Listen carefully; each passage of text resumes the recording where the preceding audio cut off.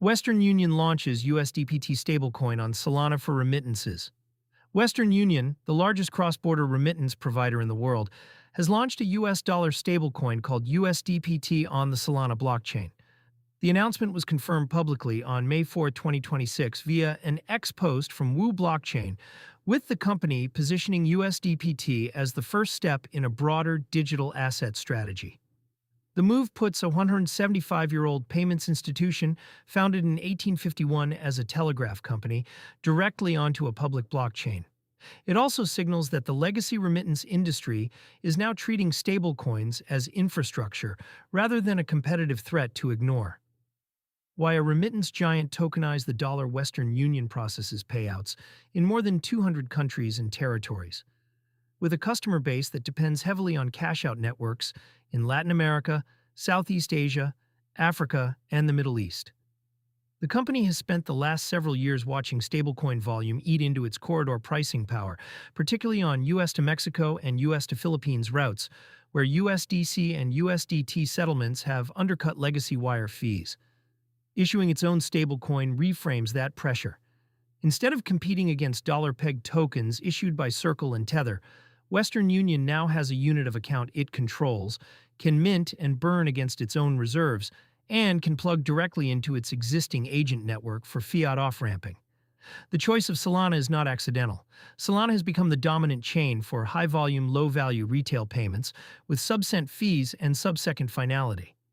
For a remittance flow where a $200 transfer cannot afford $5 of gas, Ethereum L1 was never a viable home.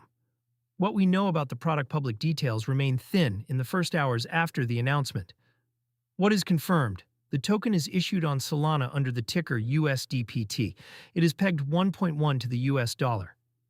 It is intended for use within Western Union's global remittance and payout network. What is not yet confirmed? The reserve custodian, attestation cadence, redemption mechanics for retail customers, and which jurisdictions will see USDPT integrated into the consumer app first.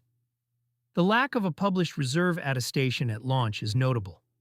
The recently advanced Senate Clarity Act compromise bans yield on reserves and tightens disclosure standards, and any U.S.-marketed stablecoin will face questions about reserve composition from day one. Western Union has also not disclosed whether USDPT will be made available outside its own corridors. A closed-loop token that only works between Western Union senders and receivers is a different product from one that competes head-on with USDC for general-purpose payments. Stablecoins are eating remittances, Bitso reported this week that stablecoins now make up 40% of crypto buys across Latin America, with much of that volume tied to remittance and payroll flows.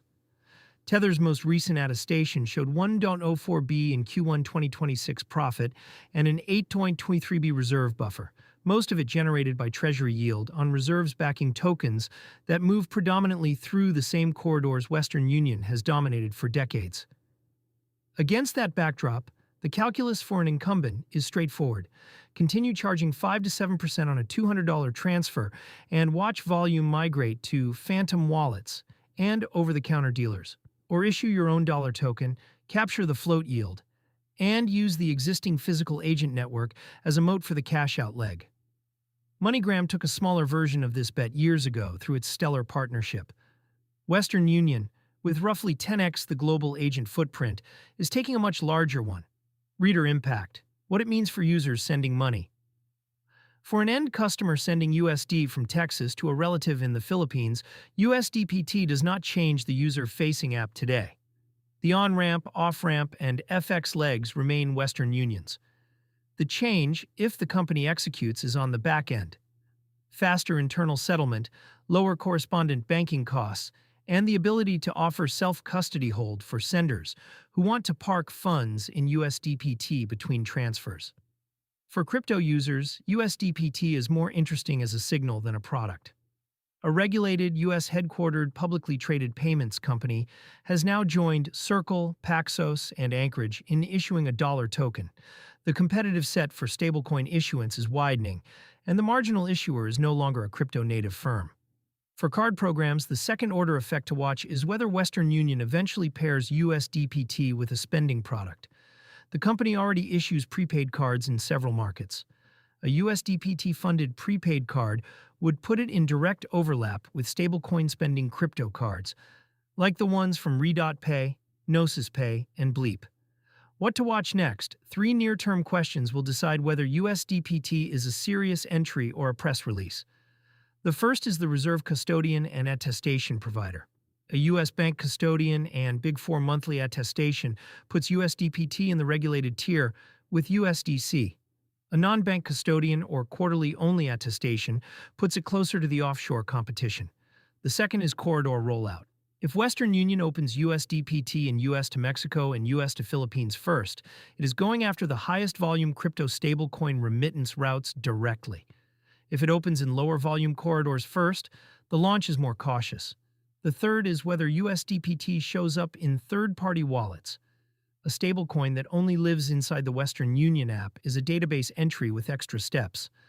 A stablecoin that Phantom and Solflare list natively is real on-chain dollars.